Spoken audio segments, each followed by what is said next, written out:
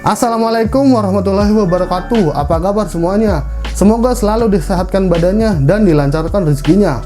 Balik lagi ke channel ini, dan kali ini kita akan membahas tentang sejarah kelam Banyuwangi pada tahun 1998 dan munculnya para ninja yang memakan korban hingga ratusan nyawa melayang. Tapi ini bukan ninja ekspres, ini ninja yang pakai baju hitam. Oke, sebelum lanjut, lu subscribe dulu channel ini biar gue semangat bikin videonya. Oke, nggak usah lama-lama, langsung aja cerita dimulai.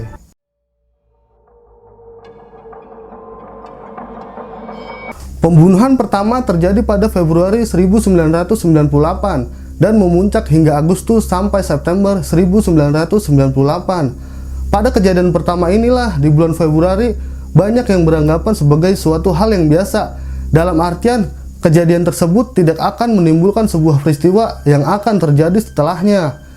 Pembunuhan dalam peristiwa ini adalah oknum warga-warga sipil dan oknum asing yang disebut ninja. Namun setelah kejadian ini dan dilakukan pendataan korban, ternyata banyak di antara para korban ini yang bukan merupakan dukun santet, melainkan ada pula guru ngaji, tokoh masyarakat seperti RT dan RW. 1998, Banyuwangi pernah menjadi sorotan akibat pembantaian terhadap orang-orang yang dituding sebagai dukun santet. Sejarah kelam ini memakan korban jiwa hingga ratusan orang dan saat ini masih belum menemui titik akhir. Tak hanya itu, kejadian ini juga memberikan efek buruk terhadap citra kota Banyuwangi yang mendapat persepsi miring sebagai kota santet. Akibatnya, keturunan atau keluarga korban enggan memperpanjang masalah lantaran tidak ingin dianggap sebagai pewaris ilmu santet. Tragedi pembantaian dukun santet di Banyuwangi di tahun 1998 paling banyak terjadi pada bulan September. Kejadian ini bermula saat dua orang warga Kecamatan Rogojampi tewas dibantai oleh sosok-sosok bertopeng. Keesokan harinya, satu orang warga desa Gintangan, Kecamatan Blimbing Sari juga didatangi kawanan bertopeng. Dia dianiaya dan diseret kendaraan hingga tewas. Dia dianiaya pada pukul 2 malam, kemudian diseret dengan kendaraan sampai tewas. Lalu pada 3 September, giliran desa Watukebo Blimbing Sari yang jadi sasaran. Satu orang juga dibantai oleh massa yang meledak-ledak, kemudian digantung sampai meninggal dunia. Total pada bulan September terdapat lebih dari 70 korban pembantaian dukun santet. Mereka tersebar di hampir seluruh kecamatan di Banyuwangi. Hampir setiap hari terjadi pembantaian di berbagai desa se-Kabupaten Banyuwangi. Pembantaian ini juga tidak cuma mengincar mereka yang dituduh dukun santet, tetapi tokoh agama pun tak luput jadi incaran kejadian ini. Peristiwa yang semakin tidak terkontrol dan mulai membuat panik banyak pihak, sehingga membuat pengurus cabang Nahdlatul Ulama dan seluruh kiai di Banyuwangi melakukan pertemuan. Pertemuan yang menghasilkan bahwa membunuh orang dengan cara disihir merupakan perbuatan haram. Begitu juga dengan membunuh para dukun santet tanpa proses hukum juga diharamkan. Akan tetapi seruan tersebut tak mampu meredam massa yang sudah terbakar, kecurigaan, provokasi, dan ketakutan. Di hari yang sama pas pertemuan itu sendiri, setidaknya ada 5 yang tewas.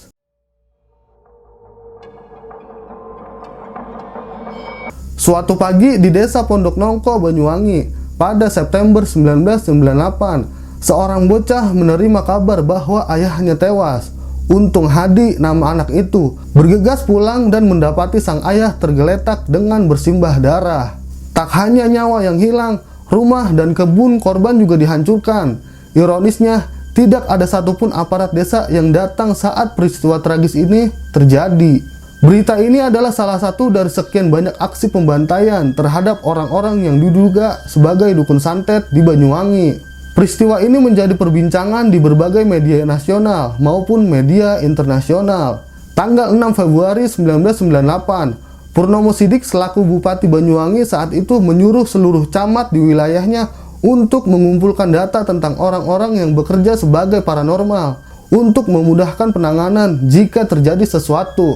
Radiogram ini akhirnya bocor ke sekelompok orang. Awalnya bertujuan untuk menyelamatkan orang yang diduga mempunyai ilmu santet, malah menjadikan petaka tahap kedua bagi mereka, Dan kasus pembunuhan ini ternyata tetap saja terjadi. Sejak Februari hingga September, jumlah korban pembunuhan orang dalam daftar semakin meningkat, seakan memperlihatkan adanya kebocoran rahasia data. Radiogram selanjutnya dikeluarkan pada bulan September yang berisi penegasan terhadap radiogram sebelumnya. Namun yang terjadi setelah radiogram dikeluarkan dan dilakukan pendataan, pembantaian malah semakin meluas. Dalam sehari ada 2-9 orang yang terbunuh.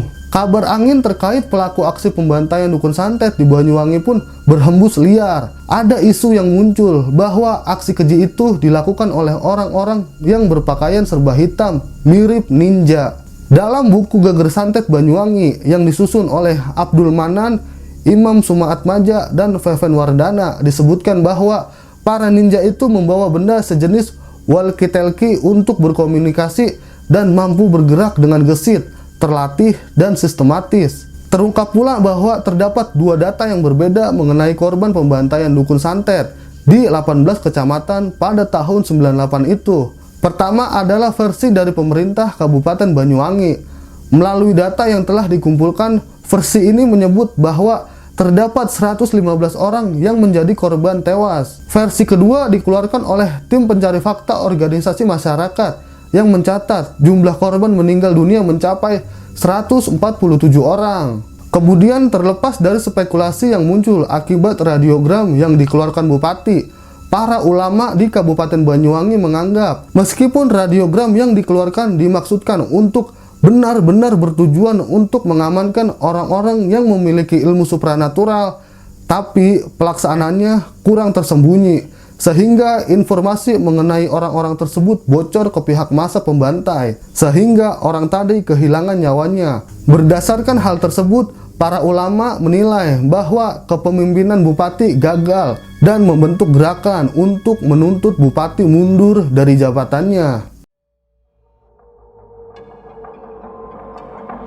Pada masa kejadian ini muncul sosok yang disebut ninja. Ninja tersebut memakai pakaian serba hitam dan kedapatan memakai walkie-talkie dalam beroperasi. Ada 2 versi mengenai ninja ini. Ada yang menyebutnya bahwa ninja tersebut adalah orang yang hanya berkostum hitam dan membawa senjata, sedangkan yang lain menceritakan bahwa sosok ninja yang mereka lihat adalah seperti ninja di Jepang dan mampu bergerak ringan, melompat dari satu sisi ke sisi yang lain yang tidak akan bisa dilakukan oleh manusia biasa. Mereka sangat terlatih dan sistematis. Dan pada saat kejadian tersebut, listrik tiba-tiba mati dan setelahnya terdapat jenazah yang sudah meninggal karena dibunuh. Keadaan mayat pada saat itu yang sudah terpotong-potong, patah tulang, bahkan sampai kepala yang pecah. Pada saat yang sama muncul sekelompok gelandangan dan orang gila di penjuru kabupaten, baik di desa maupun di kota. Para orang gila ini menunjukkan hal janggal seperti mampu menjawab dengan baik pertanyaan penanya, tetapi ketika ditanya mengenai asal-usulnya, mereka akan bertingkah seperti orang gila. Hal ini menimbulkan dugaan bahwa orang-orang gila ini terlibat dalam peristiwa pembantaian. Dugaan tersebut semakin berkuat karena menghilangnya orang-orang gila itu tanpa upaya apapun dari pihak berwenang saat pembantaian mulai mereda. Beberapa penyelidikan pernah dilakukan untuk mengungkap kronologi, dalang, dan motif di balik peristiwa ini.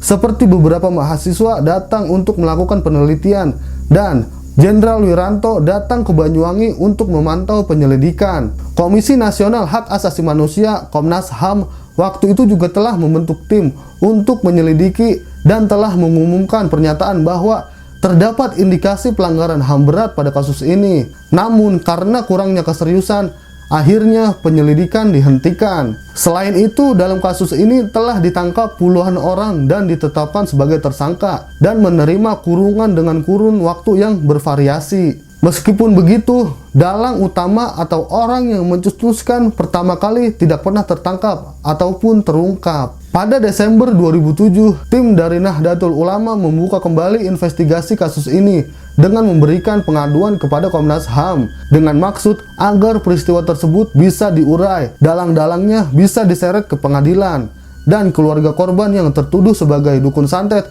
bisa dibersihkan nama baiknya. Namun hal ini terkendala dari keluarga korban yang sudah tidak ingin lagi kasus dibuka. Keluarga korban hanya meminta rehabilitasi atas kejadian tersebut dan tidak menginginkan aktor-aktor dari peristiwa ini diadili. Gimana guys ceritanya? Itulah cerita tentang peristiwa kelam pada tahun 1998. Semoga peristiwa tersebut nggak terulang lagi, dan semoga kita juga dapat mengambil pelajaran dari peristiwa tersebut. Oke, kalau lu suka video ini, lu tekan like, komen, dan subscribe. Oke, sampai bertemu di video-video selanjutnya.